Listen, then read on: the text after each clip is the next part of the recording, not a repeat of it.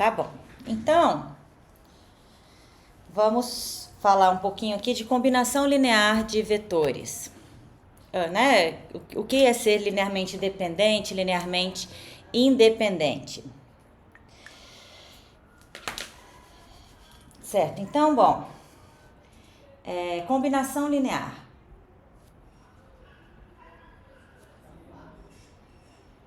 Então, combinação linear quer dizer o seguinte, por exemplo, se eu tiver peraí, deixa eu só separar aqui, isso. Se eu tiver um conjunto de vetores, vamos supor, V1, vamos chamar de U, V, W, vetores. Então, esses vetores podem estar em R2, em R3, enfim. Vou fazer a teoria um pouco para os dois ao mesmo tempo. Então, se eu tiver um conjunto de vetores, uma combinação linear vai ser uma combinação desses vetores. O que isso quer dizer? Quer dizer que eu vou pegar, por exemplo, vou chamar um lambda 1, U, mais lambda 2, V, mais lambda 3, W, em que esses lambdas são números reais. Então, isso é uma combinação linear de um conjunto de vetores. Então, se eu tiver dois vetores, por exemplo, eu estou combinando U e V, quer dizer, eu estou considerando todos os vetores que podem ser escritos dessa forma aqui. Um número vezes U mais um número vezes V. E a gente sempre pode fazer isso para quantos vetores a gente quiser.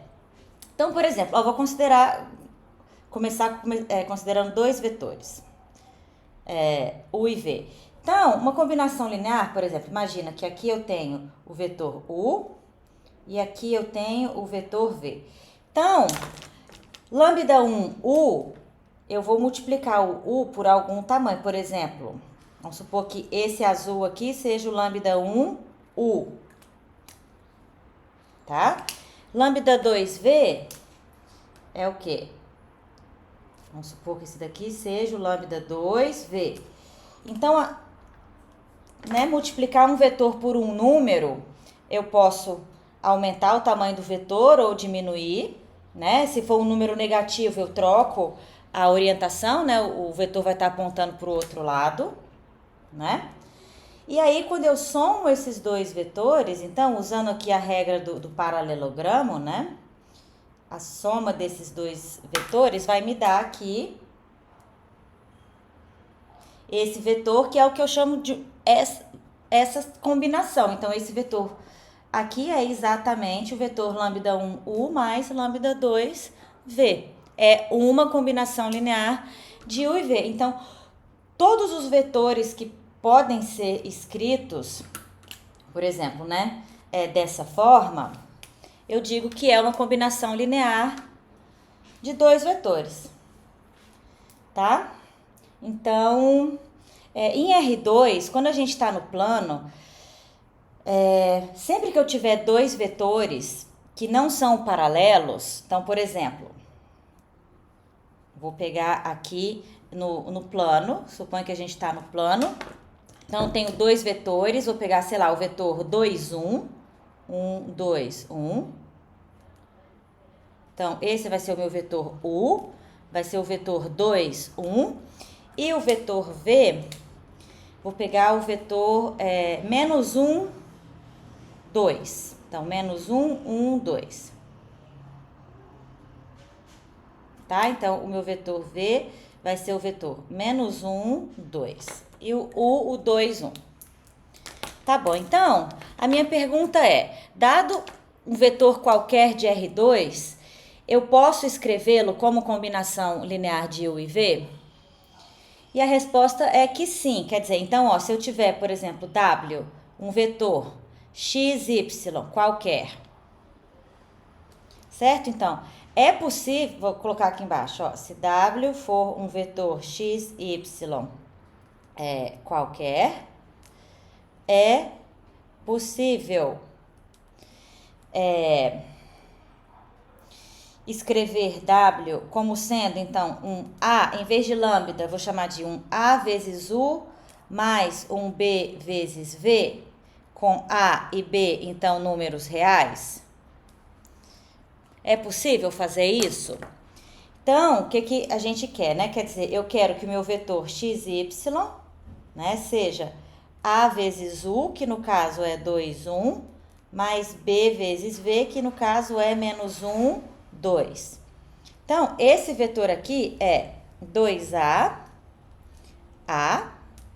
né? Mais o vetor menos B, 2B, certo? Então, eu quero que meu vetor W, que é o vetor x, y, né? Então, aqui, ó, 2A menos B, né? A mais 2B. Então, aqui a gente vai obter um sistema, ó. O 2A menos B tem que ser igual a x, né? Primeira coordenada do vetor W. E o A mais 2B tem que ser igual a y, segunda coordenada do vetor W. Então, resolvendo esse sistema, a gente encontra A e B e verifica que sim, é possível, né, escrever aqui W como combinação desses dois vetores. Então, A e B, claro, vão depender de x e y. Então, se vocês quiserem um vetor específico, por exemplo, sei lá, o vetor 3, 4, tá? Que tá aqui, ó, 3, 1, 2, 3, 4, né? O vetor W, 3, 4, vamos supor que seja esse daí. Então, como escrever esse vetor como combinação desses dois? Vocês vão aqui no lugar do x colocar 3, no lugar do y 4, resolver esse sisteminha e encontrar A e B. É assim que funciona. Então, quando a gente estiver em R2, quaisquer dois vetores que não são paralelos, a gente pode escrever ou um terceiro vetor com combinação desses dois. Então, isso quer dizer que em R2, dois vetores não paralelos são linearmente independentes, certo? O que é, né, dois vetores serem linearmente dependentes ou dois ou mais vetores? Então, bom, se U for paralelo a V, então a gente diz que esse conjunto U e V é linearmente dependente. Quer dizer, simplesmente que U é um certo lambda vezes V. Porque se ele é paralelo a V, né, ele é um lambda V, ele está na mesma reta, na mesma direção do vetor. Então, ele é um número real vezes esse vetor. Ou seja, ele é uma combinação linear do vetor V. Então, um conjunto de vetores ser linearmente dependente significa, né, um ser combinação linear do outro. E se o não é paralelo, vou colocar aqui, não paralelo a V, então U e V é o que a gente chama de um conjunto linearmente independente, LI. Certo? Porque eu não posso escrever um vetor como combinação linear do outro. No caso, quando eu só tenho dois vetores, se reduz a isso, né? Se eles são paralelos, né? Ou seja, U e V estão na mesma direção, ou se eles são não paralelos, que é uma situação como essa daqui, ou como essa outra aqui. Certo? Então, o que eu acabei de dizer aqui é que em R2, dois vetores não paralelos geram todo o R2. O que isso significa? Isso significa que qualquer outro vetor W pode ser escrito como combinação de U e V, tá? Então, ou seja, né, em R2, deixa eu puxar para cá isso que eu tô dizendo aqui. Em R2, se eu tiver aqui U e V linearmente independentes, o que, como eu disse, significa para nós não paralelos, certo? Então, este conjunto aqui de vetores é uma base para R2. Então, o que quer dizer uma base para R2? Quer dizer que qualquer outro vetor pode ser escrito como combinação linear de U e V, ou seja, existem números reais A e B, né? que vão depender aí das coordenadas do nosso vetor, claro. Tal que o W é A vezes U mais B vezes V. Então, por isso que, né, quer dizer, quando eu tenho dois vetores formam uma base, então isso quer dizer que a dimensão do meu plano R2 é 2. Então, em termos vetoriais, é isso que significa a dimensão de um espaço ser 2. Quer dizer, quantos vetores eu preciso para gerar o espaço? Né? Gerar significa isso daqui. Então, para R2, mais ou menos é isso que nós temos, né? Então, dois vetores paralelos são o que a gente diz linearmente dependentes. Dois vetores não paralelos são linearmente independentes. E aí, quaisquer dois vetores não paralelos geram espaço. Ó, por exemplo, suponha que eu tenho U, V, sei lá, e vou chamar um outro vetor aqui. Vou pegar esse vetor, vou chamar ele de U maiúsculo. O vetor, sei lá, 4, 2. Então, veja, esse U grande aqui, note que ele é duas vezes o Uzinho, o U normal. Então, esses vetores são paralelos. E aí, o W não é paralelo ao U, né? O W3, 4, por exemplo. Então, esses dois vetores aqui não geram o R2, né? Eles geram uma reta, que isso é assunto aí da próxima unidade, certo? Então, tudo bem, a reta que passa pela origem e tem essa direção 2, 1, até vai, mas não todo o plano. Então, né, é o que acontece aqui nessa primeira situação, aqui. Agora, U e V, né, nesse exemplo, eles não são paralelos, portanto, eles são linearmente independentes. Então, beleza. Em R2 é isso. Agora, em R3, o que acontece? Tudo bem aqui? Posso apagar?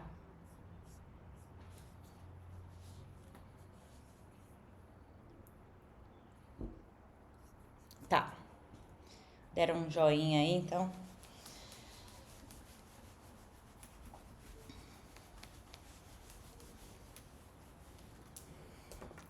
Agora, em R3, né, já é um pouquinho diferente a coisa. Pera lá, deixa eu só... Tá, vamos colocar assim.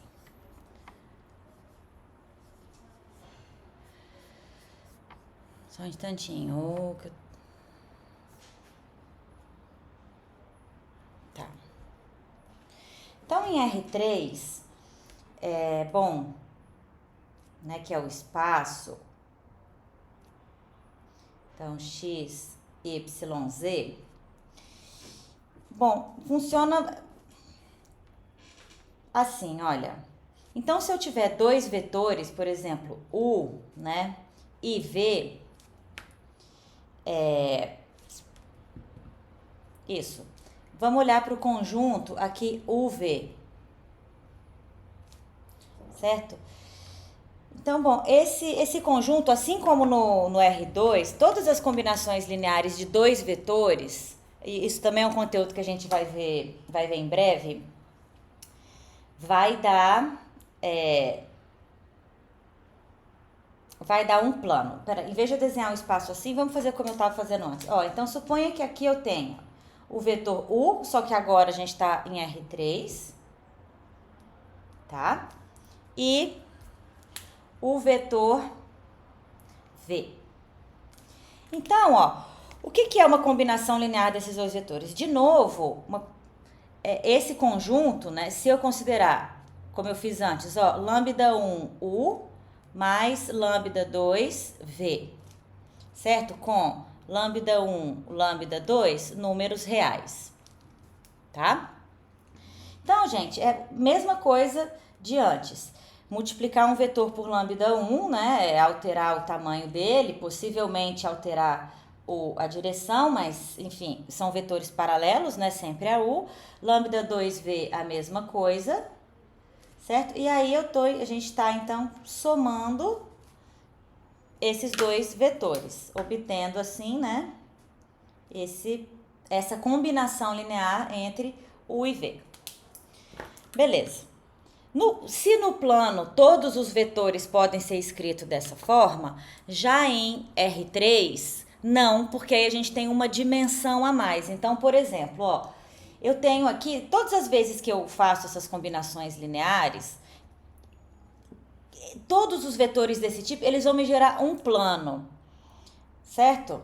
Um plano, só que em R3 tem uma dimensão a mais. Então, por exemplo, esse vetor, se eu pegar esse vetor W aqui, ó, vocês concordam que nessa situação, vamos supor, ele não tá ele não pode ser escrito como uma combinação linear de U e V, porque ele tá fora desse plano, ó. Por exemplo, todos os vetores aqui, ó, pequenos, enfim, e o plano continua, né, pro lado de cá também. Eu poderia pensar assim. Então, todos esses vetores são combinação linear de U e V, mas o W não é, porque o W está apontando para... Ele não está no plano, né? Ele está apontando para cima. Então, nós temos duas possibilidades aqui, né? Ou W, ou existem lambda 1 e lambda 2, tal que W é lambda 1 mais lambda 2V, ou não existem esses dois caras. E quando isso acontece, então a gente fala que o W não é combinação linear de U e V. Certo? Então, em R3 assim, ó, se existem lambda 1, lambda 2, tais que W é lambda 1U mais lambda 2V, então a gente diz que W é combinação linear de U e V, ou, dito de outra forma, podemos dizer que este conjunto UVW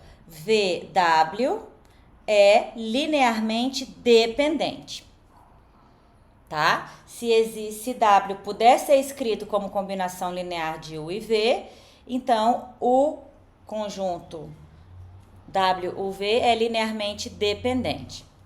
E a outra possibilidade é, se não existem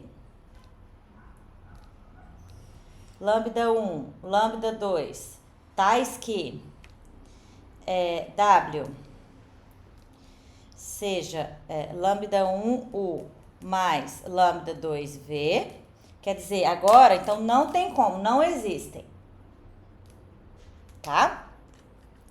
Então, W não é combinação linear de U e V, ou seja, outra forma de a gente dizer isso é que o conjunto UVW é linearmente independente, certo? Então, por exemplo, né, vou pegar um exemplo simples aqui, ó, em R3, tá? Vamos supor que o vetor U seja aqui o vetor na direção do X, por exemplo, eu vou pegar o vetor U, seja o vetor 2, 0, tá? E vamos supor que o vetor V, estamos em R3, então não é 2, 0, é 2, 0, 0, não é? Então, ó, suponho que o vetor U seja o vetor 2, 0, 0, tá? E que o vetor V seja o vetor 0, 3, 0. Certo? Então, e vou supor que o vetor W seja aqui o vetor, sei lá, 4, 9, 0. Tá? 4, 9, 0. Então, como a terceira coordenada do vetor W é 0, esse vetor tá aqui no plano XY do espaço. E vocês observem que eu posso escrever, ele é o quê? Ele é 2 vezes o vetor U mais 3 vezes o vetor V. Então, ó, existem lambda 1 e lambda 2, né? Tal que W é 2 vezes U mais 3 vezes V, ou seja, ele é uma combinação linear de U e V, e, portanto, se eu considerar o conjunto desses três vetores, é um conjunto linearmente dependente. Agora, considerando aí ainda esse mesmo exemplo, se eu pegar aqui, vou chamar isso aqui de W1, tá? W1. Então, agora, se eu considerar o W2 como sendo, 4, 9, 1, tá? Então, ele tem as mesmas primeiras coordenadas do vetor W1, mas a terceira coordenada é 1. Então, esse vetor agora, ele sai do plano XY, porque ele sobe aqui um pouquinho, né? Ele tem uma coordenada vertical, esse vetor, porque a terceira coordenada dele é 1. Então, eu não consigo escrever esse vetor como um lambda 1 U mais um lambda 2 V, porque qualquer combinação desses dois vetores, a terceira coordenada vai ser sempre 0. E aqui a terceira coordenada é 1. Então, não é possível. Então, esse nosso W2 aqui não é uma combinação linear de U e V nesse exemplo. Então, esses três vetores agora são linearmente independentes. Tá? Então, é assim que nós temos. E aí, o que acontece agora para R3? Certo? O que acontece em R3? Então, se a gente tiver aqui, três vetores, U, V, W, tá? Que são linearmente independentes, então, eles vão ser uma base para R3, tá? Uma base para R3. O que é uma base? Quer dizer que qualquer outro vetor em R3 pode ser escrito como combinação linear desses caras. E como é que eu verifico se três vetores são LI ou se eles são LD em R3? Entra aqui em cena agora o produto misto. Vocês lembram do produto misto? Então, o produto misto, o VW, certo? Bom, ele é definido como sendo o produto vetorial de U e V. Isso aqui nos dá um vetor, né? Já te respondo, Júlia, só um minutinho. Isso aqui dá um vetor e eu faço o produto interno deste vetor com o vetor W. Então, isso aqui é o produto misto de três vetores. Só ver a pergunta da Júlia aqui. Isso, exato. Então, depois eu volto nessa pergunta que você fez, Júlia. Porque o que a Júlia está dizendo é o seguinte, nesse meu exemplo, por exemplo, eu peguei o W1 igual a 490. Então, era claro, né, que o W1 era 2U mais 3V, né? E aqui o W2 não tem como, porque, como eu falei, a terceira coordenada aqui é 1 e qualquer combinação linear de U e V neste meu exemplo, a terceira coordenada vai ser sempre 0. Então, se eu não soubesse disso,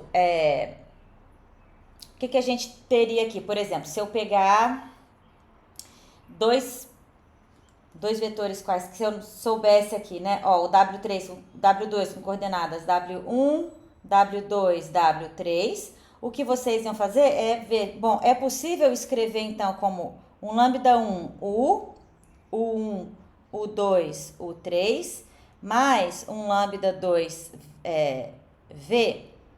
Então, se o meu vetor V for V1, V2, V3, certo? Então, a pergunta, como é que seria aqui, né? Existe, assim, o sistema, como fica o sistema? Então, lambda, esse vetor aqui, como é que é? Lambda 1, U1, mais lambda, vou chamar de, igual eu fiz antes, eu vou chamar de A e B, só para ficar mais simples, tá? A e B. Então, AU1 mais BV1, né? AU2 mais BV2, né? Peraí, chegar pra cá. Mais AU3, opa, mais não, aqui é a terceira coordenada. Pera lá que tá. Então, aqui, AU3 mais BV3. Então, né, essa seria AU mais BV. Então, a pergunta é, o sistema, ó, AU1 mais BV1 igual a W1, depois AU2 mais BV2 igual a W2, AU3 mais BV3 igual a W3. Então, a pergunta é, este sistema tem solução? Se sim, então, né, o W é combinação linear, a gente está nesse primeiro caso. Então, se sim, eu vou colocar aqui, estamos no caso 1. Se não, estamos no caso 2. Certo? Então, vejam que aqui, ó, tem uma equação sobrando, porque é um sistema de duas incógnitas, A e B, e 3 equações. Então, esse sistema, se ele tiver solução, uma dessas equações é combinação linear das outras duas, entendeu? Né? É a mesma ideia. Então, quer dizer, uma dessas equações é uma constante vezes a primeira, mais a constante vezes a segunda, né? É um sistema, como é que fala? Não é indeterminado, não. Indeterminado é o contrário, né? São 3 equações, 3 variáveis e não tem solução. Mas tem infinitas soluções. Não, aqui não é isso. O negócio é, se esse sistema tiver solução, então, o W é combinação linear de U e V. Se não tiver solução, então não é. Tá? Então, quer dizer, se esse sistema tem solução, essencialmente, por exemplo, essa terceira aqui, ela está sobrando, né? Ela é uma combinação dessas outras duas equações, por isso que existem A e B. E no caso, o que vocês podem fazer para essa situação aqui, né? Aqui nós teríamos o quê, ó? Chama aqui de A e B. Então, ó, seria o quê? 2A, né, mais 0B, 0A mais 3B, 0. Então, é possível 2A igual a 4, 3B igual a 9 e 0 igual a 1? Não, né? O problema é que para esse exemplo aqui, a terceira equação teria que ser 0 igual a 1. Então, já não dá, né? Mas geralmente é isso que acontece. Então, para a gente saber se um vetor é combinação linear de outros dois, teria que resolver esse sistema. Outra forma, como eu estava dizendo, é pegar aqui o produto misto. Então, o produto misto desses 3 vetores. Então, veja bem, ó. Deixa eu aproveitar aqui o espacinho. A gente lembrar um pouco também de produto vetorial, né? Que vai cair na prova. Então, olha só. O que é o produto vetorial de 2 vetores? Então, suponha que eu tenho aqui U e V. O produto vetorial, U vetorial V, é o vetor. Então, esse aqui, ó, U vetorial V.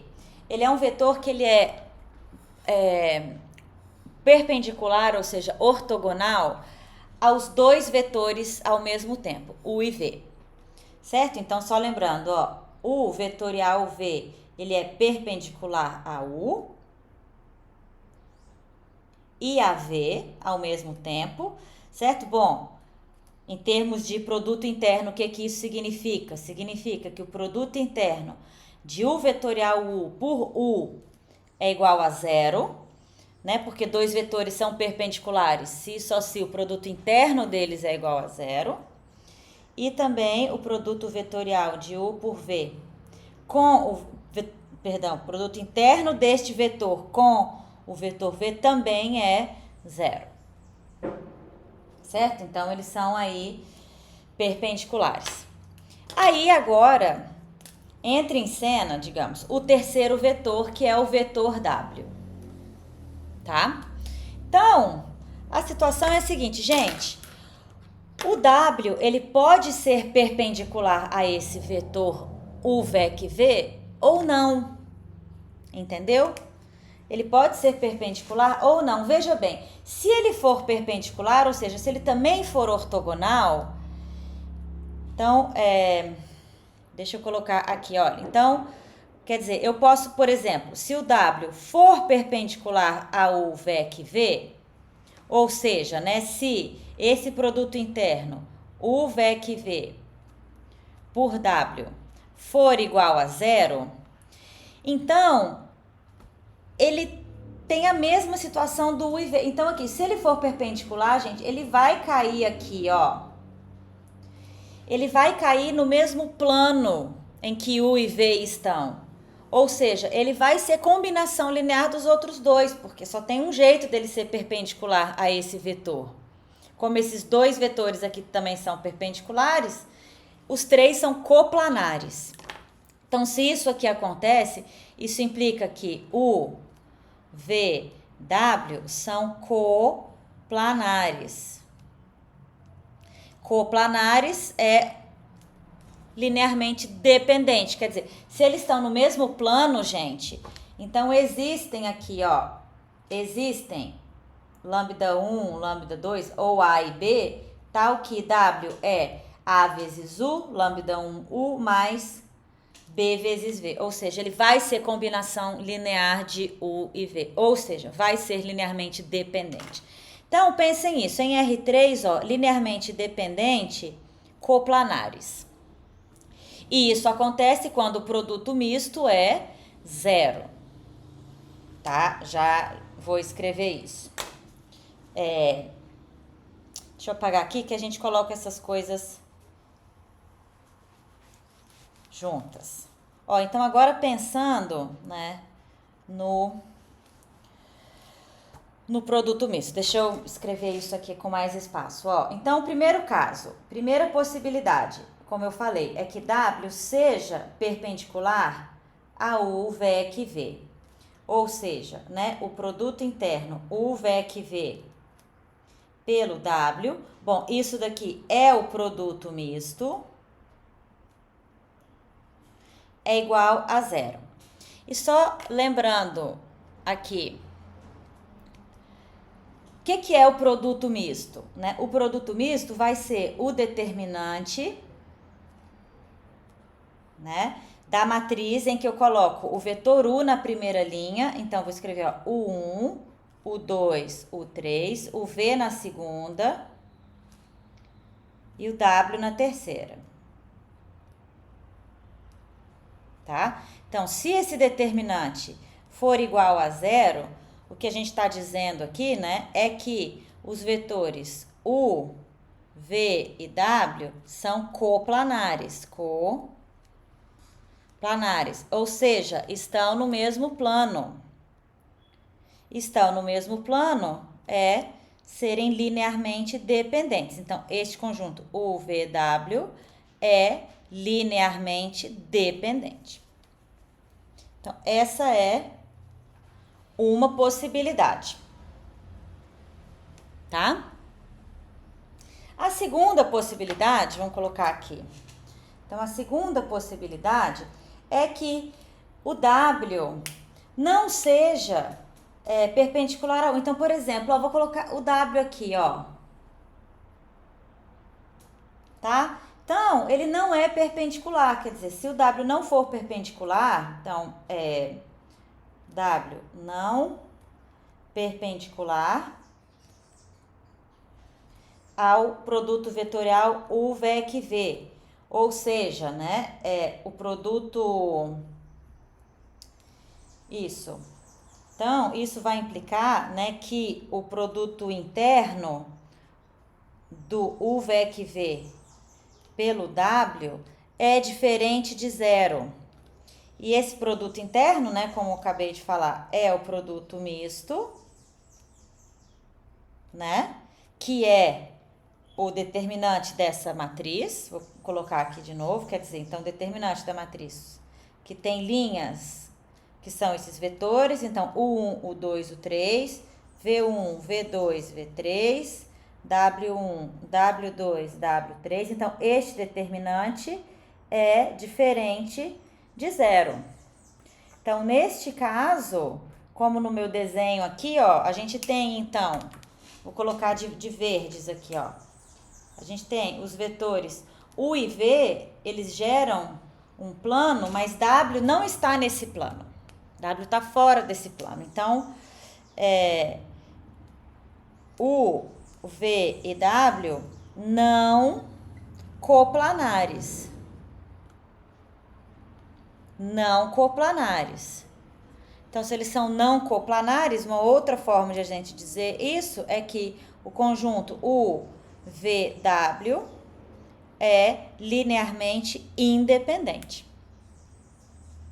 Estamos em R3, tá? Esse tempo todo, tudo isso em R3, tá, pessoal? Tá bem? Então, uma forma de a gente saber se três vetores, né, são coplanares ou não, é olhar para o produto misto desses três vetores.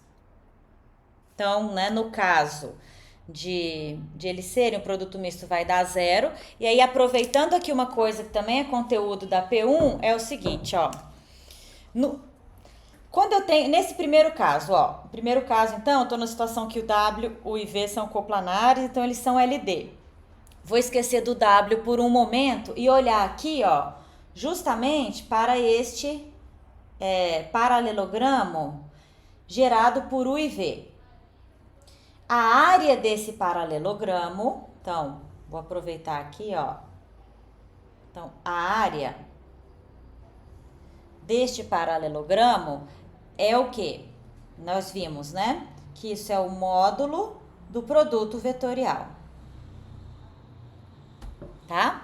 Então, uma outra aplicação aí do produto vetorial, o vetor em si, ele é ortogonal, né? A U e a V ao mesmo tempo, mas o módulo desse vetor nos dá a área do paralelogramo gerado pelos vetores U e V. Tá? Ok. Então, isso, beleza. Neste segundo caso aqui, ó, quando o W não é perpendicular ao VEC V, esses três vetores, eu vou desenhar eles aqui embaixo de novo, ó. Então, aqui eu tenho o U, o V e o W. É porque eu não quero colocar ele assim. E o W aqui, W, azulzinho. Né? Então, o V tá aqui, beleza. Então, agora, esses três vetores, eles geram um paralelepípedo, né? Deixa eu...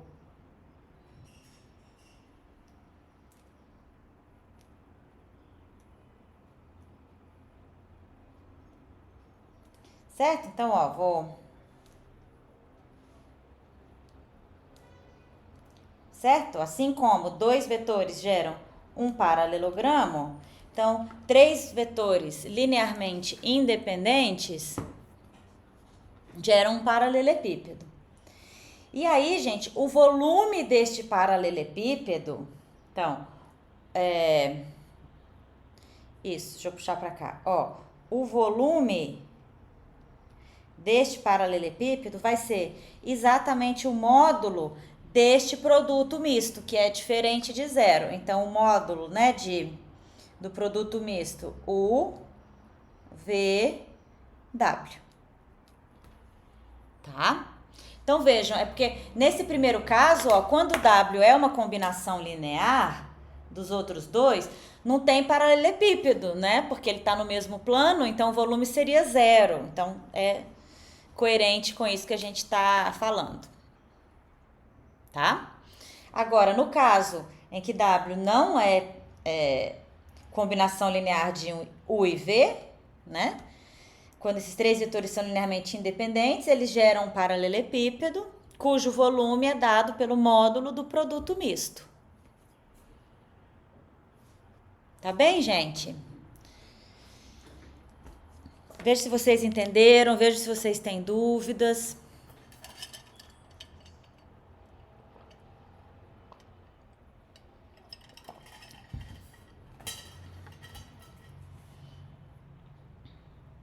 Ah, ok, Nival. Tirou sua dúvida?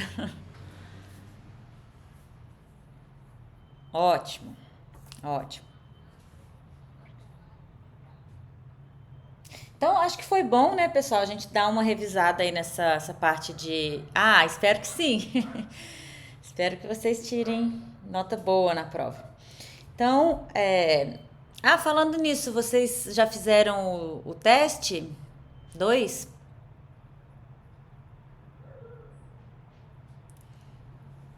E aí, como é que foi? 2,5, parabéns, arrasou, coisa boa. Jéssica já também. Lindomar já. Que bom, eu acho melhor, né, fazer o teste, ainda que ele vai ficar aberto até amanhã à noite, mas já fizeram antes da prova e aí vocês já vão para a prova mais tranquilos, né? E mais preparados também, porque o teste ajuda a estudar para a prova, claro.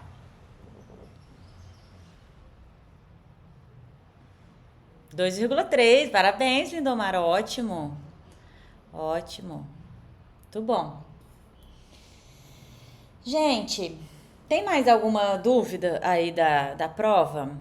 Porque senão eu vou começar o conteúdo novo, mas é tudo relacionado. Então, assim, também vou estar falando de coisas relacionadas ao conteúdo da prova de hoje. Mas a gente pode tirar mais dúvida também. Assíntota. Tá. Então, eu não vou cobrar assíntota na prova, porque foi algo que eu não falei, né, nas aulas.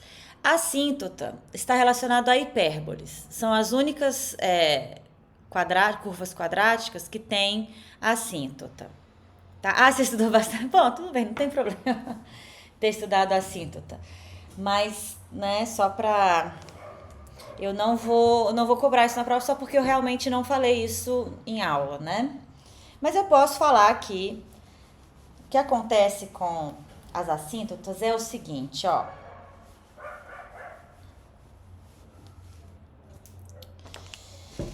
Deixa eu ver aqui, bom, a equação geral da hipérbole, né? Quando a gente tem, então, uma hipérbole, né? O que nós temos, né? Então, por exemplo, uma hipérbole cujo o eixo real é paralelo ao eixo y. Vou colocar aqui, ó, pegar um exemplo, ó, x menos 1 ao quadrado dividido por 9 menos y mais 2 ao quadrado dividido por 4 igual a 1. Tá? Vou pegar essa hipérbole aí.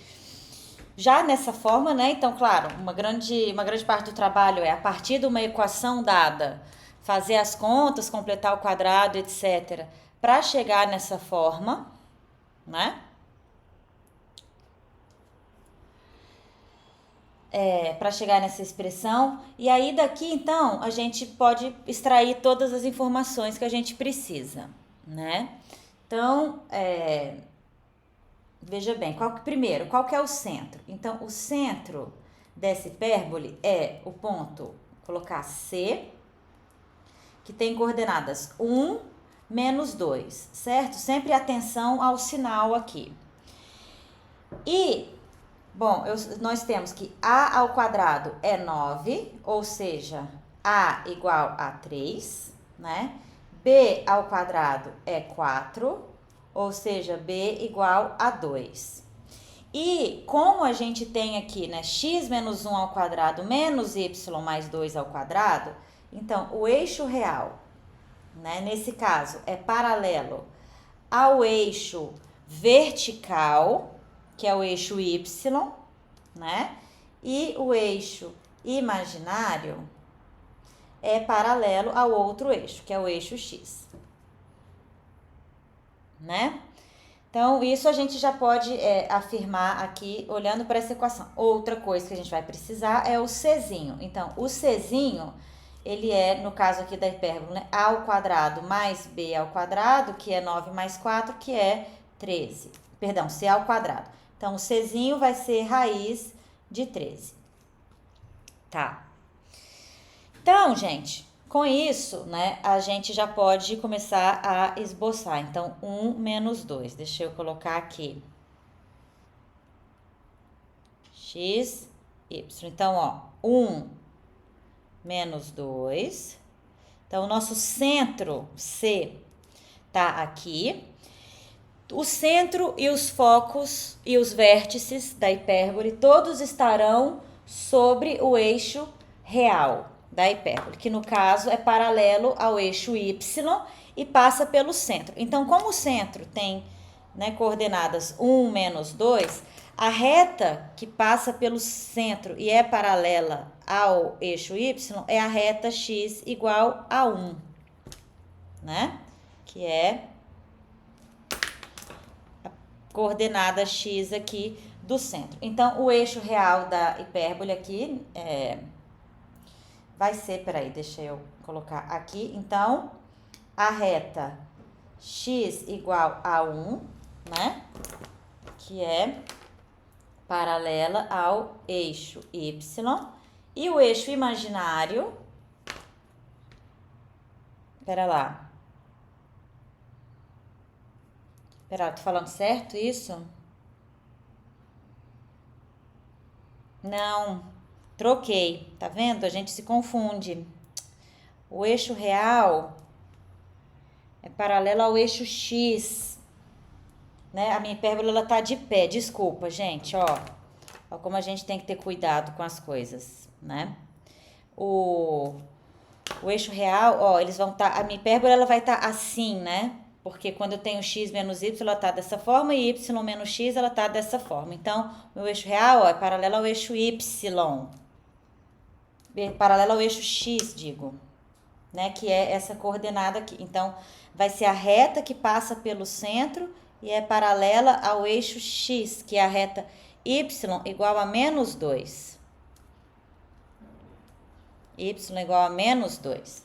Então, aqui, eixo real é a reta y igual a menos 2, paralela ao eixo x. O eixo imaginário, sim, é a reta x igual a 1.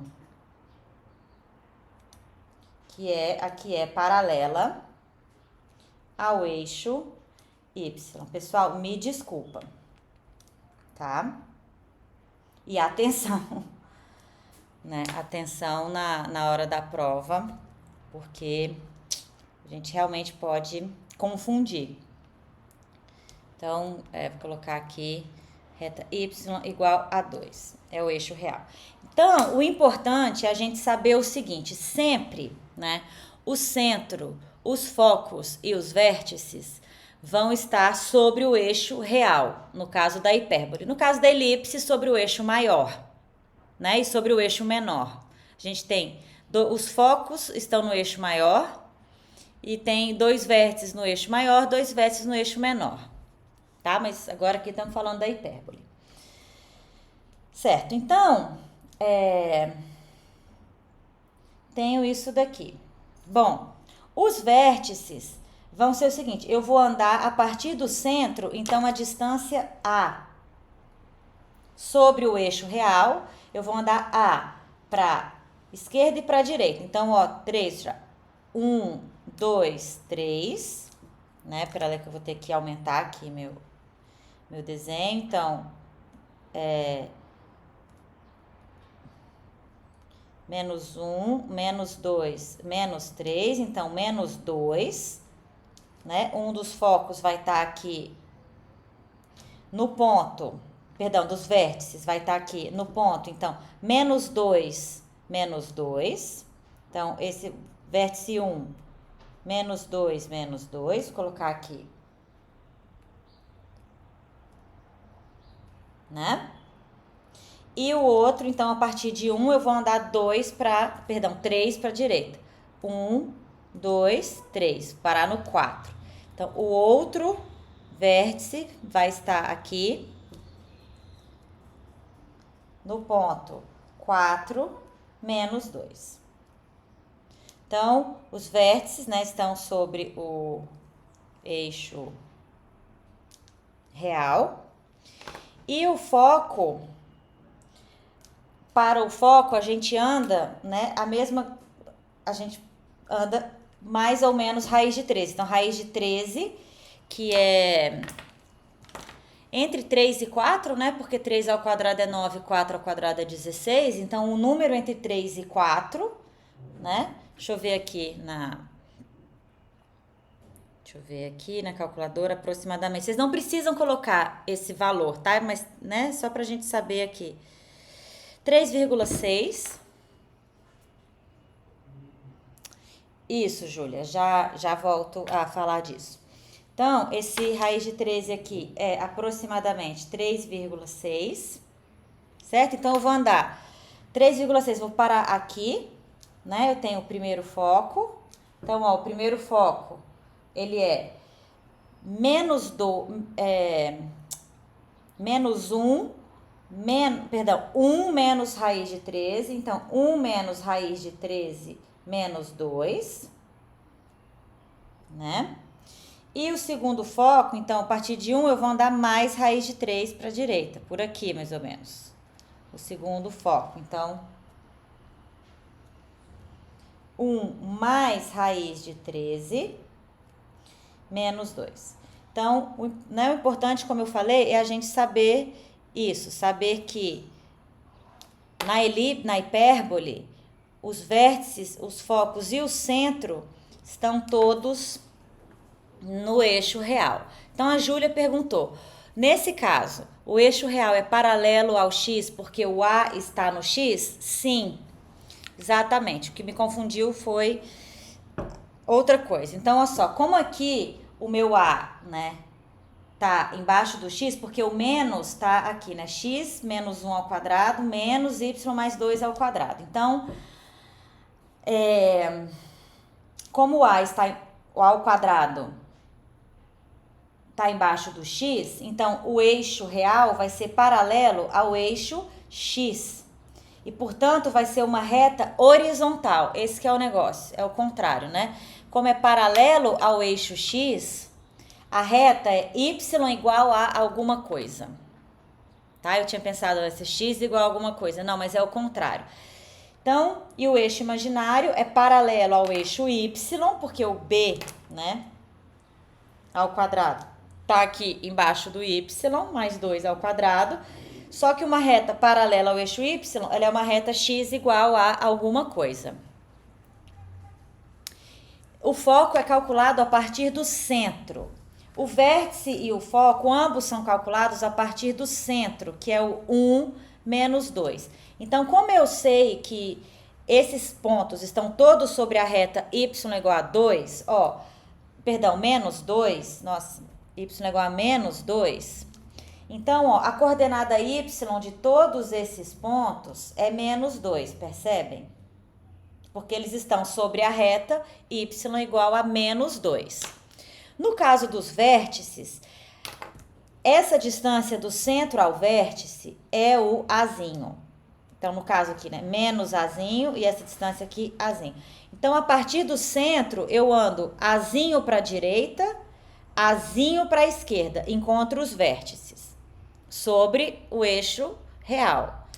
E a distância do centro aos focos, é o Czinho. Czinho. Então, a partir do centro, eu ando Czinho para a esquerda, Czinho para a direita. Tá? Então, lembrem-se disso, ó. Vou colocar aqui a distância, vou colocar aqui embaixo, ó. A distância do centro aos vértices é azinho. A distância do centro aos vértices, tá? E a distância do centro aos focos é Czinho. Isso vale para a elipse também. Isso, Júlio.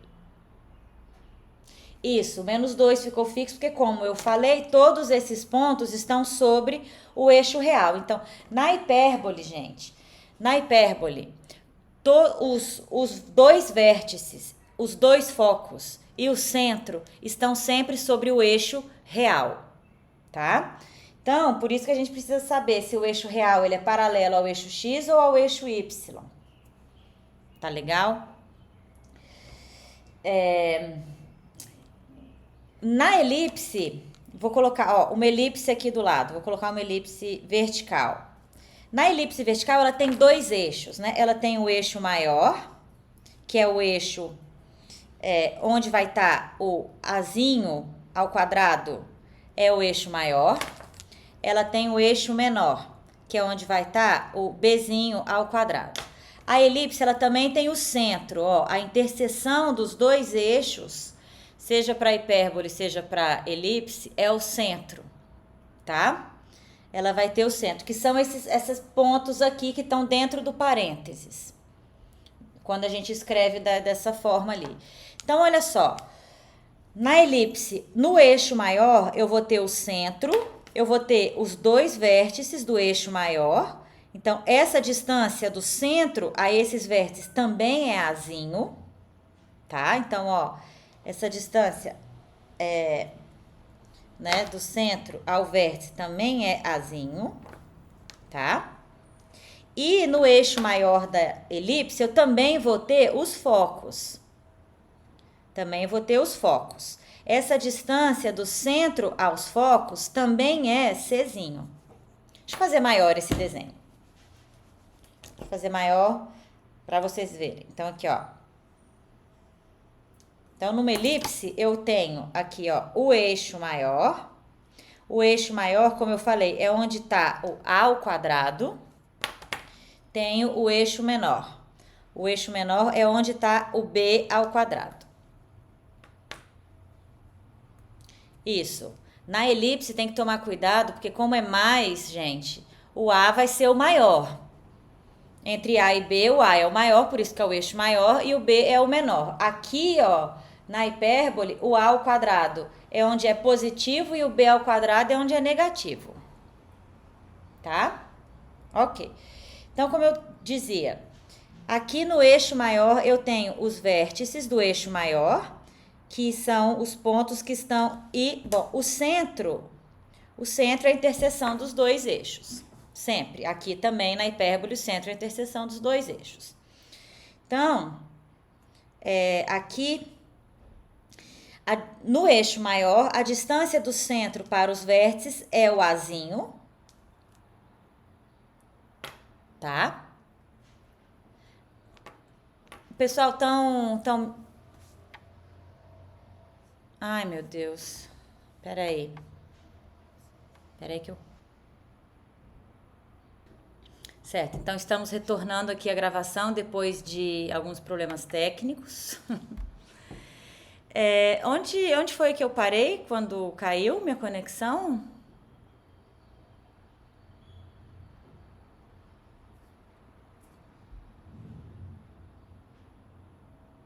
Estava falando sobre a hipérbole, professora. Não, sobre a hipérbole, sim, mas eu estava falando sobre... Tá, na elipse aqui, né? Tá. Então, estava dizendo o seguinte. A elipse, ela tem o eixo maior.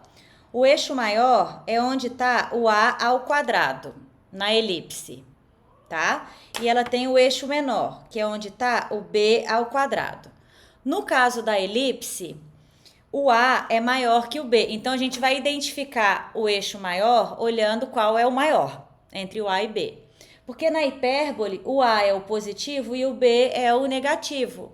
Então, a gente sabe que em A e B olhando o sinal na hipérbole. Na elipse, como o sinal é positivo para os dois, então o A vai ser o maior. E o centro é a interseção dos dois eixos, né? O centro é o que aparece aqui nas coordenadas dentro do parênteses. Então, nós temos os vértices do eixo maior. São os pontos que estão à distância Azinho do centro. Então, eu vou No meu caso aqui, o eixo maior é vertical, né? Então, eu vou azinho para cima, azinho para baixo. Mas pode ser para a esquerda, para a direita, se o eixo maior for horizontal. E sobre o eixo maior também estão os focos. Então, o foco F1 vai estar aqui no eixo maior, o foco F2 vai estar no eixo maior, e a distância do foco ao centro é o meu Czinho, tá? Então, a gente tem também para a elipse, ó, os vértices do eixo maior, V1, V2, os focos e o centro estão sobre o eixo maior. Só que aí eu tenho também os vértices do eixo menor. Então, eu tenho 4 vértices na elipse, né? Aqui eu vou ter, bom, vou chamar V3 e V4, são os pontos que estão sobre o eixo menor e que estão à distância Bzinho do centro. Então, esses valores, Azinho, Bzinho, Czinho, são sempre a distância ao centro dos vértices, dos focos. No caso da hipérbole, eu não tenho esses vértices aqui, V3 e V4, porque eles estariam no eixo imaginário, mas não temos, né? Então, no caso da hipérbole, a gente só tem os vértices do eixo real, os focos e o centro, tá? Então, essa é a situação aqui. Bom, beleza. Se por um lado, já vou fazer o desenho da hipérbole, Júlia. Então, se por um lado a hipérbole ela não tem esses outros focos V3 e V4, ela tem uma coisa que chama assíntota. E o que são as assíntotas da hipérbole? São o seguinte. Eu vou ter que trabalhar aqui um pouquinho mais isso. Vou apagar aqui um pouquinho, tá? Agora que eu já falei da distância aí do centro, né? Sempre a distância a partir do centro. Então, olha só. Vou escrever essa equação aqui assim, olha. Então, isso é x menos 1 sobre 3 ao quadrado menos y mais 2 sobre 2 ao quadrado igual a 1, tá? Essa é a equação da nossa hipérbole aqui. Vejam que isso daqui, que eu tenho à esquerda, é uma diferença de quadrados. E diferença de quadrado é um produto notável. Qual é o produto notável? Então, é o primeiro, quer dizer, x menos 1 sobre 3 menos o segundo, y mais 2 sobre 2, vezes o primeiro, x menos 1 sobre 3 mais o segundo, y mais 2 sobre 2. Aqui, como é mais, eu posso até omitir esse parênteses. Então, essa diferença de quadrados é o produto desses dois termos, igual a 1, tá? Então, vejam que cada uma desses fatores, gente, me dá uma reta quando eu igualo a zero. Então, veja bem, se eu pegar aqui, ó, essa daqui, e eu fizer esse fator igual a zero, eu vou ter a equação de uma reta. E a mesma coisa se eu fizer pro lado de cá. Então, por exemplo, vamos lá. Esse aqui igual a zero vai me dar o quê, ó? Vai me dar, então, ó, x menos 1 sobre 3 menos, né? Y mais 2 sobre 2 igual a zero, ou seja, vamos lá, x menos 1 sobre 3 igual a y mais 2 sobre 2, multiplica cruzado, manda o 2 para lá. Então, vou colocar aqui embaixo, peraí.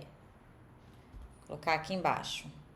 Ó, 2 que multiplica x menos 1 igual a 3 que multiplica y mais 2, né? Então, 2x menos 2 igual a 3y mais 6. Ou seja, eu vou puxar para cá, porque senão não vai caber, ó. 2x menos 3y, né? Menos 2 menos 6 menos 8 igual a 0. 2x menos 3y menos 8 igual a 0. Isso é uma reta, a equação geral de uma reta, né? Sabemos que essa é a equação geral de uma reta.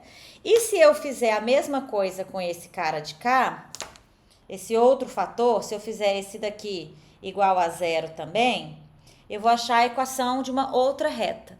Essas retas são chamadas as assíntotas da elipse, da hipérbole. Então, depois eu vou desenhar, mas primeiro deixa eu achar aqui. Então, aqui, ó, é o que? É x menos 1 sobre 3, vai ser igual a menos y mais 2 sobre 2. Então, aqui, multiplica cruzado, vai ficar 2x menos 1 igual a, vai para lá, então, menos 3y mais 2. Então, aqui, ó, 2x menos 2 igual a menos 3y menos 6, tá? Então, aqui, ó, 2x mais 3y menos 2 mais 6 mais 4, igual a zero. Então, essa é a outra reta, tá? Essa é a outra reta. Então, essas duas retas aqui são as assíntotas. Eu acho que eu vou agora compartilhar minha tela e vamos desenhar isso aqui no Desmos, que eu vou colocar todas essas coisas que estão aqui, todas essas informações, e aí, por último, eu vou colocar a expressão da hipérbole e vocês vão ver como é que vai entrar a hipérbole no desenho. Acho que vai ficar mais impactante. Espera lá, deixa eu só abrir aqui o Desmos, que é aquele site que eu gosto de usar para desenhar as coisas. Então, vou fazer o seguinte, eu vou compartilhar minha tela. Estão vendo?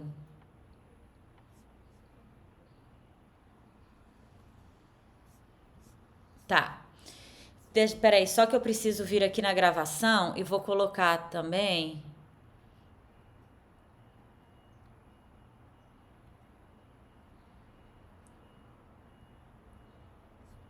Mas eu queria que... É porque eu tô querendo colocar na gravação a tela, tá, pessoal? Mas eu tô com um pouquinho de dificuldade aqui. Deixa eu ver o que eu faço. Espera lá.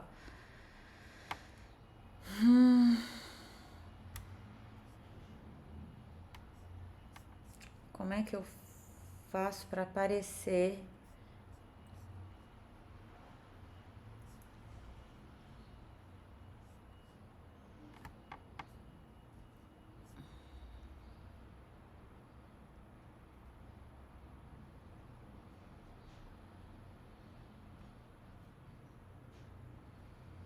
Só um instantinho, pessoal, que eu tô vendo como que... Ah, consegui. Acho que consegui aqui na gravação. Tá bem.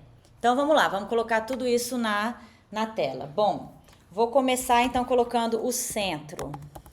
O centro, que é o ponto, é 1 menos 2.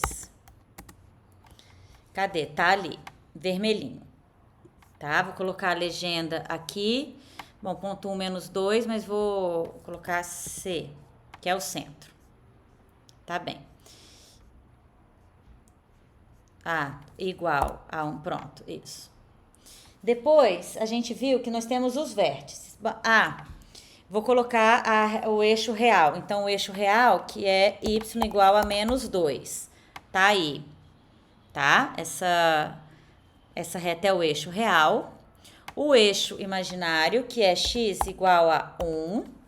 O eixo imaginário, eu vou colocá-lo tracejadinho, porque a hipérbole não vai cruzar esse eixo, tá? Essa reta. Então, eixo real, eixo imaginário. Vamos agora desenhar os vértices. Os vértices estão sobre a reta y igual a menos 2. Então, como eu chamei, né? Ó, V1, primeiro vértice, tem coordenadas menos 2, menos 2, tá ali. Então, na legenda, vou colocar V1, tá? V2, que vai ter coordenadas 4, menos 2. Vou colocar ele da mesma cor do V1. Então, os vértices, tá, vamos colocar de preto. Então, V2, V1, V2 são os vértices. Beleza. Focos. Então, primeiro foco. Opa. Ó, então vai ter menos 1 menos raiz de 3. Deixa eu abrir aqui, pegar raiz de 13. Menos 2. Tá ali, então, ó. Né? Esse foco. Tá aqui as coordenadas desse ponto. O décimo já faz a conta, mas eu vou colocar aqui primeiro foco. Segundo foco, então. Menos 1 mais raiz de 13. Menos 2. Tá lá. Vamos colocá-lo de azul. Tá? Igual o primeiro foco. Então, aqui, esse é o segundo foco. Então, pera lá.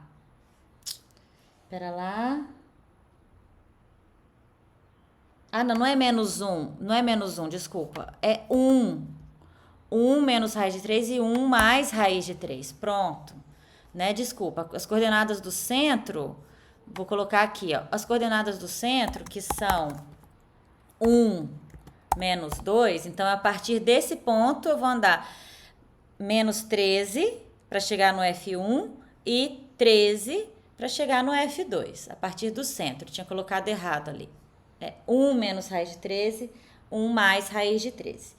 Agora eu vou colocar essas duas assíntotas que a gente encontrou a equação geral. Então, ó, 2x menos 3y menos 8 igual a 0. Tá aí uma das assíntotas.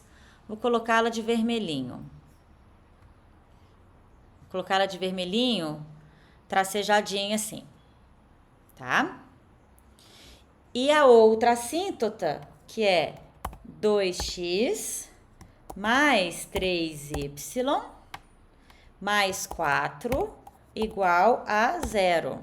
Tá ali a outra assíntota. Vou colocar ela de vermelhinho também, pra gente, né? Aqui, vermelhinho e tracejado. Então, de vermelho tracejado, aí você tem as duas assíntotas, essas duas retas, tá? A gente tem tudo, só falta a hipérbole. Então, vou escrever aqui a equação geral, que tá aqui, né? Do jeito que ela tá ali mesmo, porque não vou fazer as contas para simplificar aquilo. Então, ó, ao quadrado, vamos lá. Dividido por 9, tá? Menos, vamos lá. Y mais 2 ao quadrado dividido por 4 igual a 1. Ah lá, quem apareceu. Mas eu vou colocar ela de outra cor aqui. Pera aí. Vermelho já tem, vou botar de laranja. Então aí, ó. Vou botar de azul, não tem azul ainda. Não é laranja. Então, tá aí agora a hipérbole. E veja o que acontece com as assíntotas, gente. A hipérbole, ela vai estar essas seções do plano entre as assíntotas. Por isso que as assíntotas são um elemento importante da hipérbole. Certo? Então, deixa eu dar um zoom out aqui um pouquinho, depois eu dou um zoom in. Ó como é que fica a situação. Tá? Então, nós temos aí o centro. Então, todas as retas passam pelo centro. Eixo real, que é a reta verde, eixo imaginário e as assíntotas, todas se encontram no centro da hipérbole. Por isso é tão importante a gente saber como é. Primeira informação que eu escrevi no quadro, vocês podem ver depois, é o centro.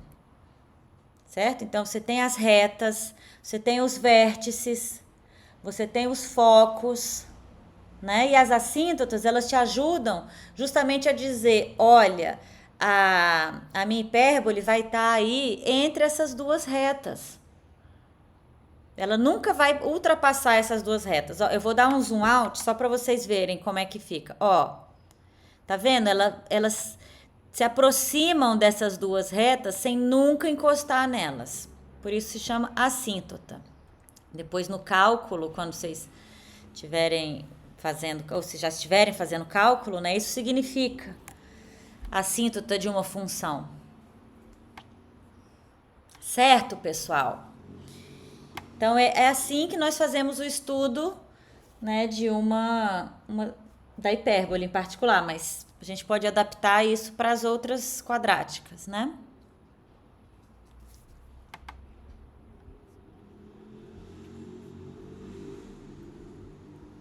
Alguma pergunta?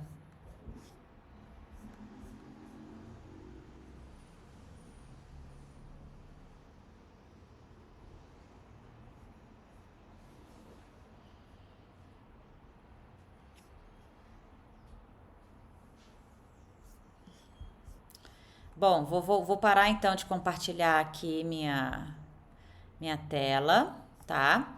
Deixa eu ver se eu consigo.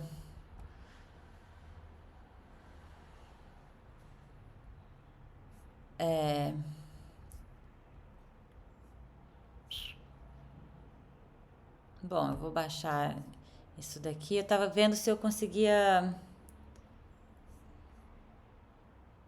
o link para passar para vocês aí, para vocês abrirem no computador se quisessem, mas não tô conseguindo não. Bom, vou parar de compartilhar a tela.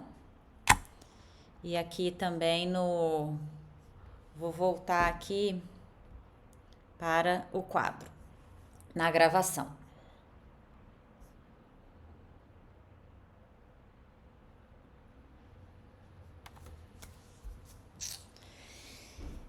Então, pessoal, então é isso, assíntotas, né? Eu infelizmente não falei sobre isso nas aulas, por isso que eu não. Mas se quiserem colocar, se apareceu uma hipérbole na prova, vocês quiserem colocar, fiquem à vontade. Complementa, né, o estudo da hipérbole.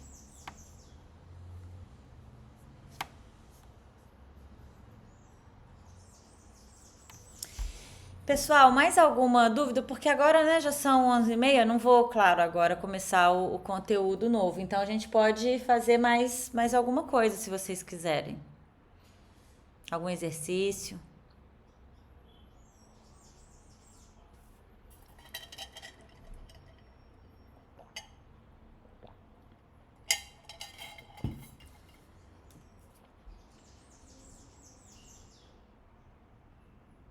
Hein, gente? Querem fazer uma de elipse?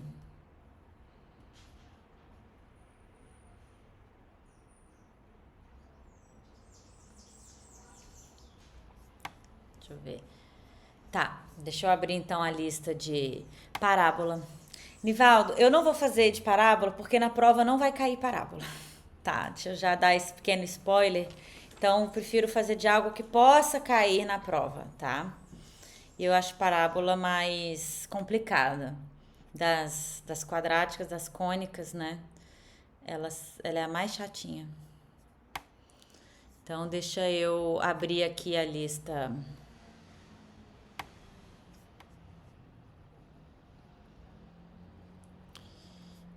Acho que é a lista 4, que é a que tem parábola, elipse, hipérbole, tá.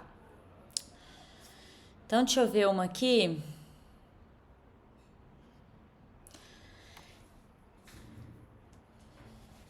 Eu vou pegar uma, né, de trabalhar a equação.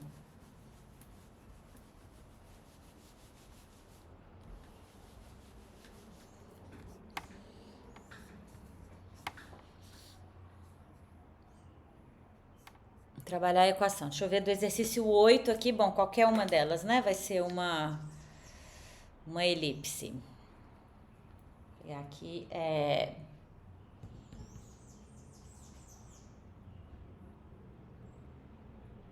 Tô tentando ver uma cujos coeficientes eu não tenho usado, sei lá, 9 e 16. Deixa eu ver então, ó, aqui.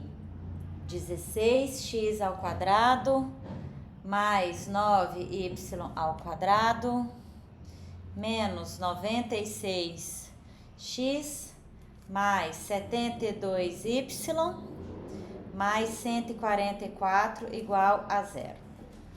Então, essa é o exercício da lista 4. Espera lá.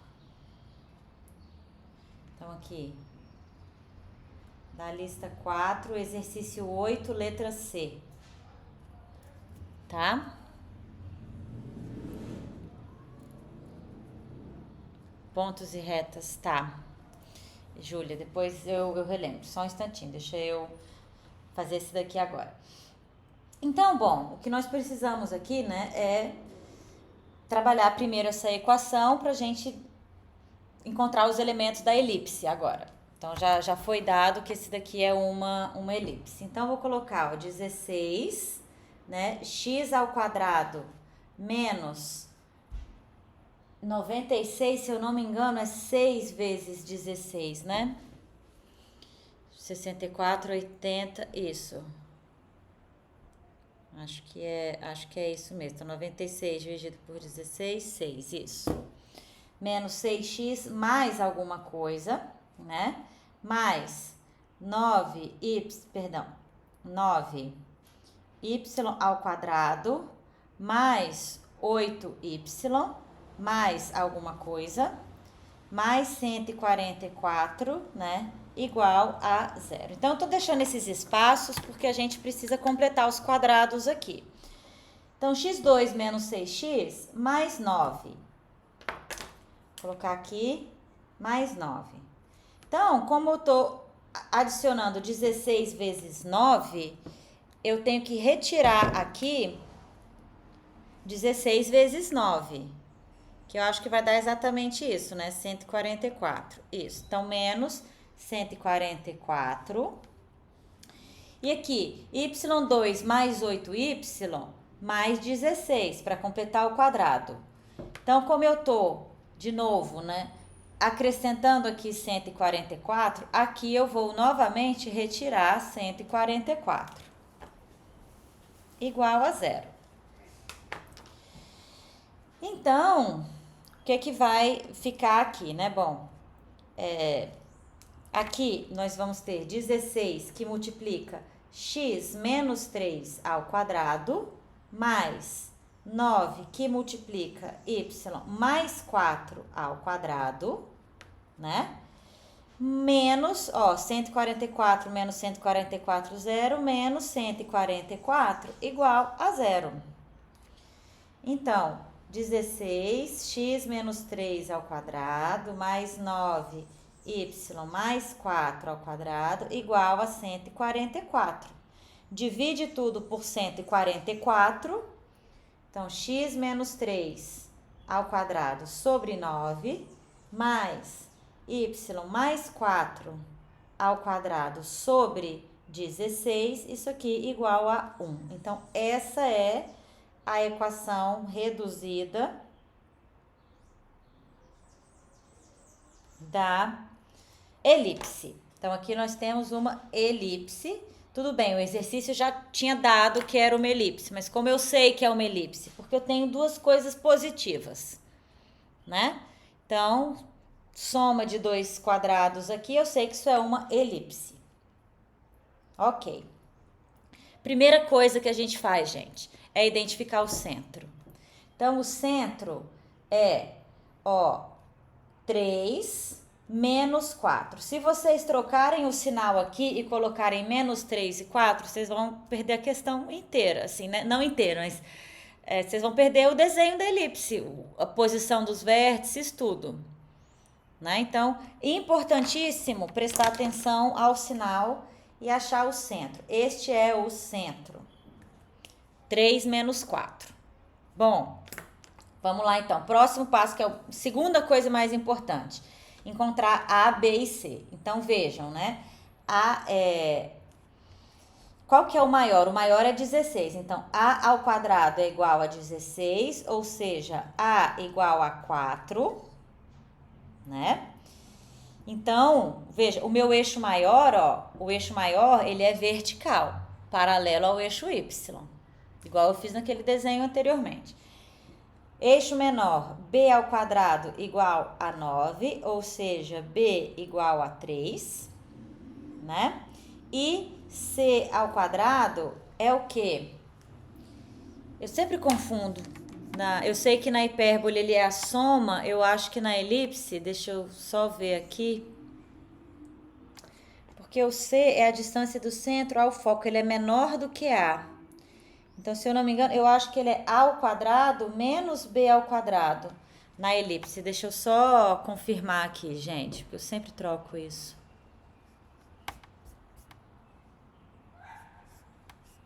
Elipse.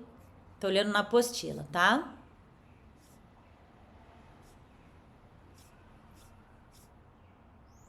Ah, isso, exatamente.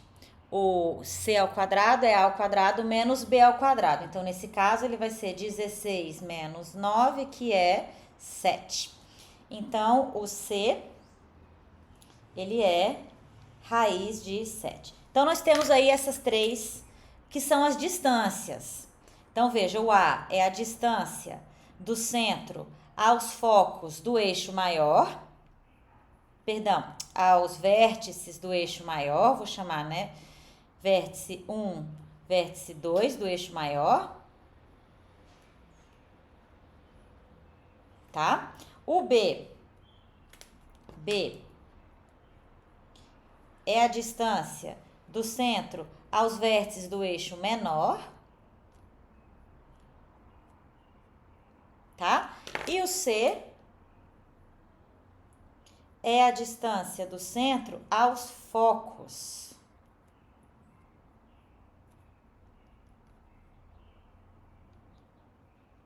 Tá?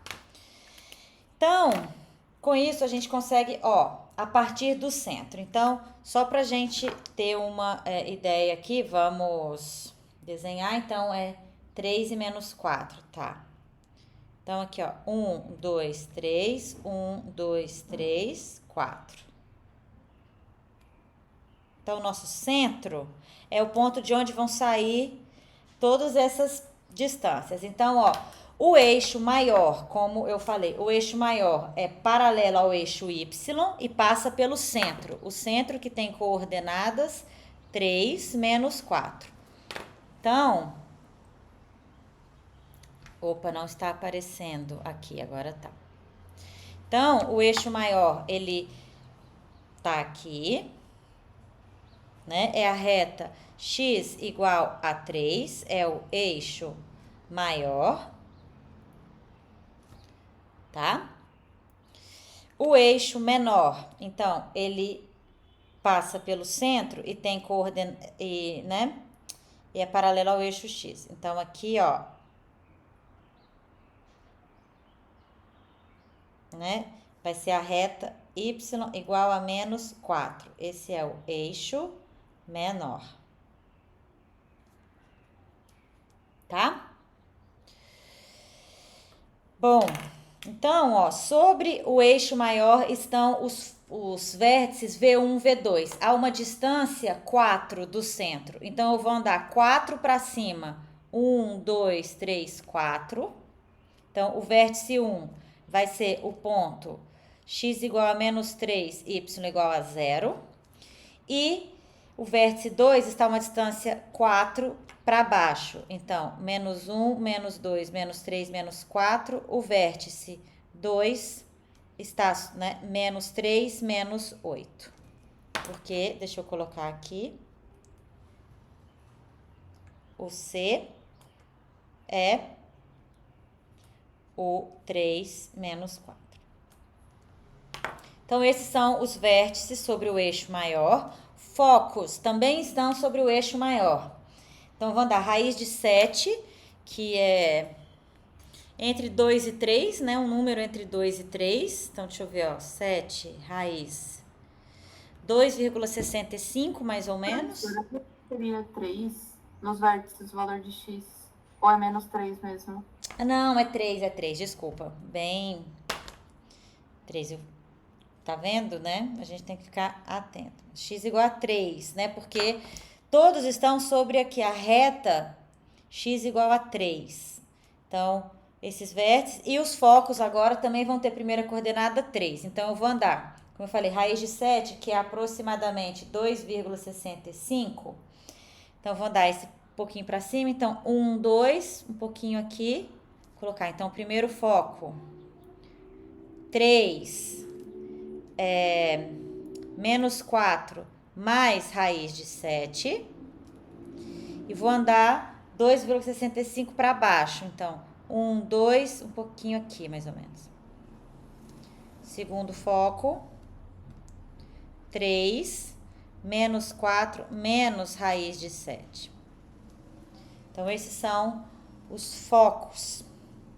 E só faltam agora os vértices sobre o eixo menor, que estão a uma distância 3 do centro. Então, 1, 2, 3. Então, eu tenho aqui, esse seria o vértice V3, que tem coordenadas, então, 3 menos 3, 0, menos 4. E 3 para a direita. Então, 1, 2, 3 aqui. Então, a partir de 3, 4, 5, 6. Então, esse é o vértice V4, que tem coordenadas, então, 6 menos 4.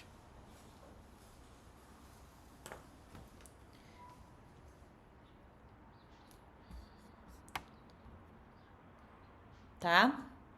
Ficou meio apertadinho aqui, mas... Então, V4, 6 menos 4. Tá? Bom, então agora basta, né? Resta-nos desenhar essa elipse. Ela passa por esses 4 vértices.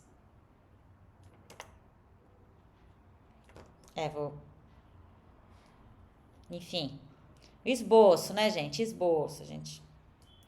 Ovalado aí. Então, na elipse, né, nós temos para essa elipse, né, aqui é menos 4. Bom, colocar aqui as coordenadas, ó, desses pontos. Então, o foco F1 é 3 menos 4 mais raiz de 7. O foco F2, 3 menos 4 menos raiz de 7. Né, os vértices, aqui menos. Tá bem, gente? Então, esses são os elementos da elipse. Bom, a gente poderia também pedir aqui excentricidade, né? A excentricidade é o quanto ela é alongada ou achatada. E é sempre o quociente C dividido por A, que nesse caso, então, é raiz de 7 sobre 4. Ele não aparece como uma distância, uma quantia assim, né? Mas ele é também um objeto, uma coisa relacionada à elipse. Tá? Então, é isso que nós temos.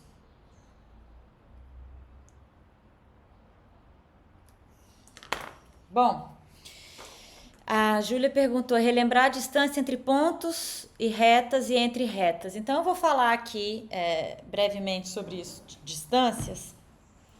Vamos lá, posso apagar aqui?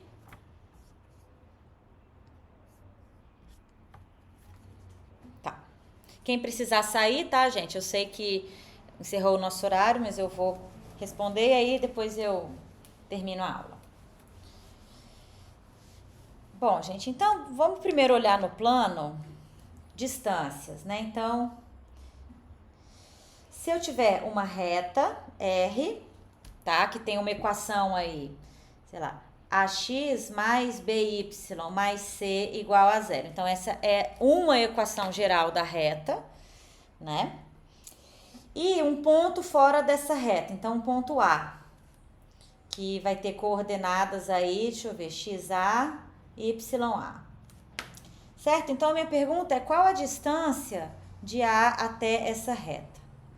Bom, só uma observação. Se o meu ponto A estivesse sobre a reta, essa distância seria um grande zero, né? Porque se o ponto está sobre a reta, a distância dele à reta é zero. Tá bem? Se ele não estiver sobre a reta, é que a coisa fica mais interessante.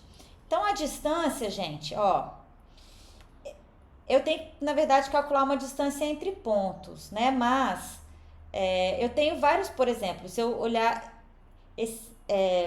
a distância entre A e pontos da reta, a menor distância ocorre quando eu pego o ponto que está sobre a reta perpendicular a R passando por A.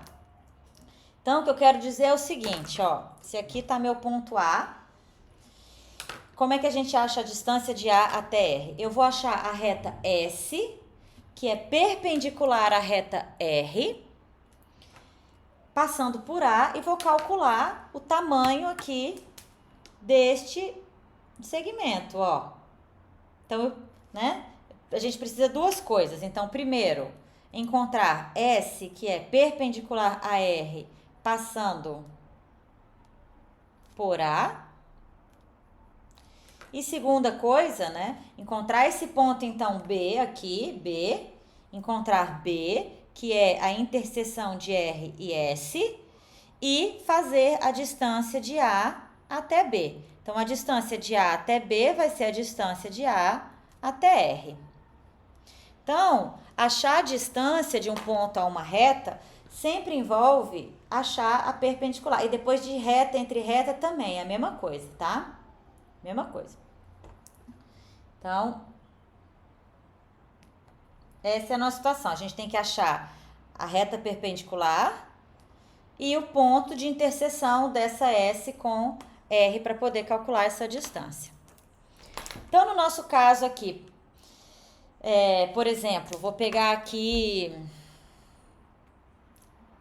Deixa eu abrir aqui a lista, só para eu pegar um exemplo da própria lista. Retas. Ó, tenho aqui na lista 2, aqui ó, lista 2, exercício 18, sei lá, vou pegar a reta, o A, 18A, letra A. Então, nós temos aqui a reta R, vai ser a reta 4x menos 3y mais 2 igual a 0, e P, o ponto 5, 7, tá? Bom, então, gente, eu preciso achar, primeiro, né, a equação da reta perpendicular a R que passa por P. Então, bom, deixa eu... A gente sempre gosta, né, de fazer um esboço dessa reta R. Então, por exemplo, quais são os pontos de interseção com os eixos? Quando eu faço y igual a 0, eu tenho 4x mais 2 igual a 0. Então, deixa eu ver. Y igual a 0 implica 4x mais 2 igual a 0, ou seja, 4x igual a menos 2, x igual a menos meio. Então, passa pelo ponto menos meio, 0. Quando eu faço x igual a 0, então, é menos 3y mais 2 igual a 0, ou seja, 3y igual a 2, y igual a 2 terços, 2 sobre 3. Então, bom, vou aumentar um pouquinho essa escala, porque senão a gente não vai conseguir ver nada. E o ponto tá longe, né? O ponto 5, 7, tá? Bom, então deixa. Menos meio e 2 terços, enfim. Então, essa é a nossa reta R. E o ponto 5, 7... Pera lá, deixa eu desenhar aqui. Aqui em cima, tá? Tem mais espaço.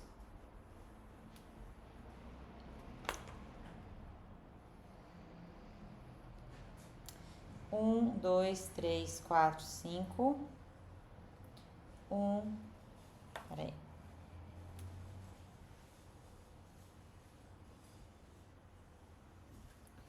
Tá aparecendo isso? Tá. 1, 2, 3, 4, 5, 6, 7. 1, 2, 3, 4, 5. Então, o ponto 5, 7, ele tá aqui. P. Né? E a reta R, ela é menos meio, 2 terços, enfim, ela tá aqui, assim, R. Então, a distância que a gente quer, no desenho, enfim, é essa distância aqui, né? Então, eu preciso achar a perpendicular à reta R, que eu chamo de S, né? E medir ali este pedacinho aqui. Essa distânciazinha não vai ser muito grande, né? Como vocês estão vendo pelo desenho ali. Bom, gente, então, ó, a reta S perpendicular, tá, vou colocar ela de verde aqui. S perpendicular e a distânciazinha que era a vermelha, né? Para ela ser perpendicular, bom, vejam, né? A gente tem que lembrar, então, qual que é a inclinação da reta R na equação reduzida? Então, quando eu coloco aqui, ó, 3y igual a 4x mais 2, ou seja, y igual a 4 sobre 3x mais 2 sobre 3. Então, aqui na equação reduzida, a gente acha MR. Então, MS, nós sabemos, é menos 1 sobre MR. No nosso caso, então, vai ser o quê? Menos 3, 4 sobre 4. Então, a inclinação dessa reta é menos 3 sobre 4. E eu preciso achar a equação dela, né? Porque a gente precisa encontrar a interseção dessa reta com R para achar o ponto B. Então, qual que é a equação da reta S? Eu sei que o coeficiente é menos 3 sobre 4 e que ela passa pelo ponto P. Então, como é que a gente faz, né? Y menos 7 igual a menos 3 sobre 4, que multiplica x menos 5. Deixa eu colocar aqui em cima. A equação de S é deduzida dessa forma, né? Então, y menos 7 menos 3 sobre 4, que multiplica x menos 5. Então, isso daqui dá o quê? Menos 3x sobre 4, mais 15 sobre 4. Vou multiplicar tudo por 4 para, né, poder me livrar desse denominador. Então, ó, 4y menos 28 é igual a menos 3x mais 15, certo? Então, joga tudo para o mesmo lado, né? 4y mais 3x menos 28 menos 15 igual a 0, ou seja, 4y mais 3x, 33 menos 43 igual a 0. Então, essa é a equação geral da reta S.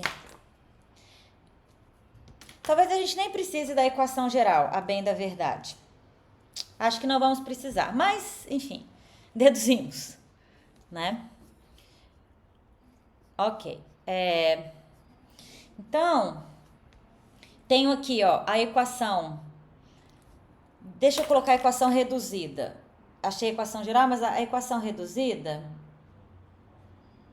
vai ser a seguinte, ó. Então, bom, eu tenho y, esse menos 7 vou mandar para lá, ó, é igual a menos 3x sobre 4, mais 15 sobre 4, mais 7, certo? Então, vai ficar o quê, ó? Menos 3x sobre 4, 15 mais 28, 43, né? Que é esse 43 aqui, ok? Mais 43 sobre 4. Então, essa é a equação reduzida da y. E por que eu preciso disso? Porque, como eu falei, ó, a gente precisa achar o ponto de interseção de R e S. E como que eu acho? Eu vou igualar as duas equações reduzidas. Aqui eu, né, tenho a equação reduzida da R e aqui eu tenho a equação reduzida da S. Então, eu preciso igualar as duas coisas. Deixa eu colocar aqui, pera, deixa eu só subir. Aqui é a lista 2 do exercício 18A. Deixa eu, pera lá, colocar aqui, ó, a equação reduzida da R é o que? Y igual a 4 sobre 3, 4x sobre 3 mais 2 sobre 3. Vou apagar aqui um pouquinho só para liberar o espaço, ó. Então, eu vou igualar essas duas coisas para eu achar esse ponto, vou chamá-lo de B, tá? Esse ponto de interseção. Então, deixa... Tá, bom, deixa eu colocar aqui de novo, ó, apaguei sem querer. A R, que é quem? Deixa eu ver aqui, peraí. A R, que é 4x menos 3y mais 2 igual a 0. Então, quando eu, né, ó, 3y igual a 4x mais 2, ou seja, y igual a 4x sobre 3 mais 2 sobre 3. Então, beleza. Essa é a equação reduzida dá R. E essa é a equação reduzida dá S. Então, vamos igualar as duas. Então, igualando, ó, R interseção S, né, que é o ponto B. Então, temos lá, ó, 4x sobre 3 mais 2 sobre 3 igual a menos 3x sobre 4 mais 43 sobre 4. Ou seja, 4x sobre 3 mais 3x sobre 4, né, passa para o outro lado, igual a 43 sobre 4 menos 2 sobre 3. Faz o MMC disso tudo. Então, dá 12, dos dois lados, né, 12. Dividido por 3, 4 vezes 4x, 16x. 12 dividido por 4, 3 mais 3x mais 9x, igual a 12. 4, 3 vezes 43. Deixa eu ver aqui. 43 vezes 3, 129. Menos 12 dividido por 3, 4 vezes 2, 8. Então, a gente pode até cancelar esse 12, né? Ficamos com o quê? Ó, 25x igual a 129 menos 8 dá 121.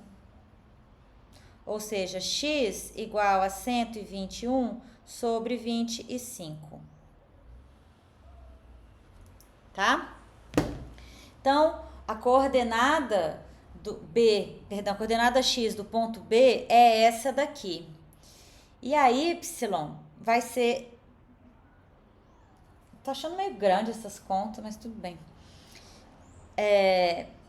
E a y, então, ó, o ponto B, vamos colocar aqui. Essa azul tá meio ruim, vou colocar aqui. As coordenadas do ponto B, então, vão ser 121 sobre 25.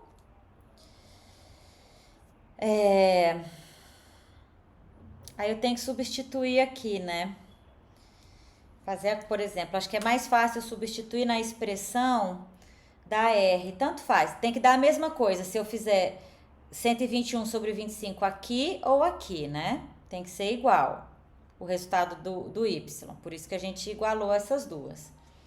Então, se eu fizer assim, ó, Y vai ser 4 sobre 3 vezes 121 sobre 25, não simplifica nada, né?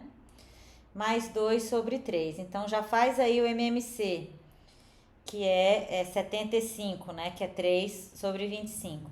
Então, aqui, acho que fica 484 mais 75, 25 vezes 2 mais 50, que dá 75, então 53, 534. Então, as coordenadas do B são essa.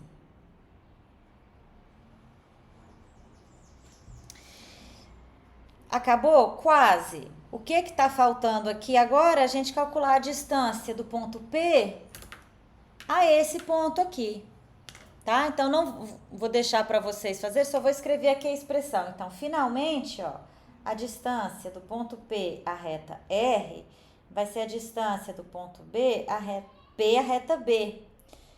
Qual que é isso daqui, né? Então, é raiz de, ó, 5 menos 121 sobre 25 ao quadrado, mais 7 menos 534 sobre 75 ao quadrado.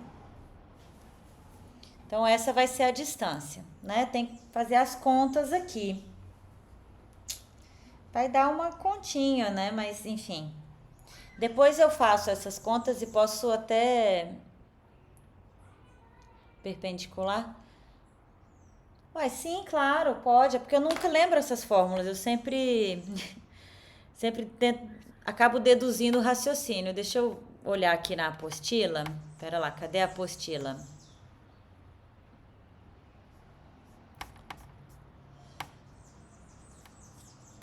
tem uma distância entre pontos e retas. É a mesma distância, é a mesma fórmula que aparece até na dedução da equação da parábola, né? Poderia usar a fórmula, porque como eu falei, eu nunca lembro da fórmula. A ideia, eu sempre lembro, que é encontra a perpendicular, encontra o ponto de interseção e acha essa distância. Por que que essa ideia da perpendicular é boa? Porque depois, quando você tiver com distância entre retas, você vai usar o mesmo raciocínio. Então, olha só, eu vou continuar isso aqui depois, deixa eu até tirar uma foto, porque depois eu refaço essa conta, tá, pessoal? E, pera lá, até posso mandar para vocês, enfim, essa resolução. Porque é o seguinte, deixa eu apagar aqui, ó. Quando eu tiver com duas retas paralelas, certo? Então, ó, eu tenho duas retas paralelas, R e R'. Qual que é a distância entre elas? Então, lembrem-se, né, que retas paralelas, elas têm equações gerais que são similares. Então, se aqui for ax mais by mais c igual a zero, a equação da R' vai ser ax mais by mais c' igual a zero, em que c e c' são diferentes, porque se forem iguais, as retas são coincidentes, né? Então, retas paralelas têm equações gerais dessa forma. Então, o que eu preciso fazer? Eu acho qualquer perpendicular, não importa, qualquer perpendicular S, tá?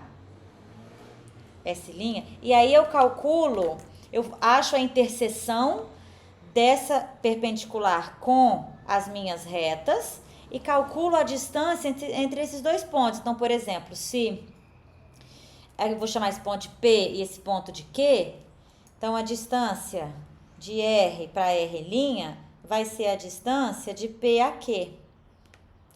Se eu pegar uma outra reta perpendicular, né, a R e R', eu vou ter pontos P', Q', certo? É a mesma distância, porque elas são paralelas, então não importa a perpendicular que a gente pegue. Mas o que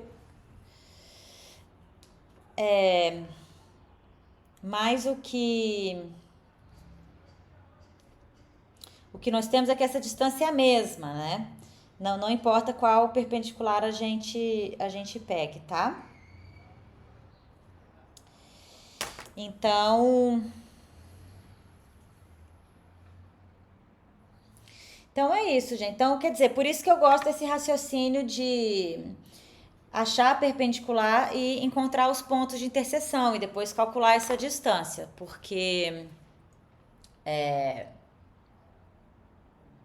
isso funciona depois para distância entre retas. Eu não lembro se tem uma fórmula para distância entre retas aqui na apostila, ângulo entre retas. Não tem, né? Então não tem fórmula para distância entre retas. Laís, respondendo sua pergunta, então, não, eu não preparei um formulário e agora está muito em cima da hora para pedir para imprimir nos polos essas coisas, então não vai ter um formulário e também não falei que se podia levar e tudo. Então, para essa prova não, tá? Para essa prova não vai ter não. Para outra eu posso pensar, mas para essa não. Também não pode usar nenhuma cola, entre aspas. Tá bom? Mas vai dar tudo certo, gente. Não se preocupem. Lembrem-se do raciocínio, né? Em vez de ficar guardando as fórmulas. Tá?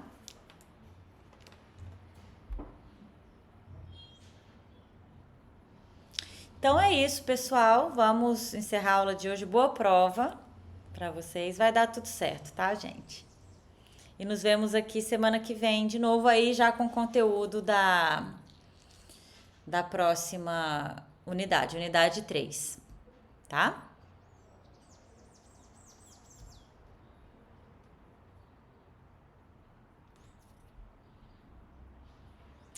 Então, até!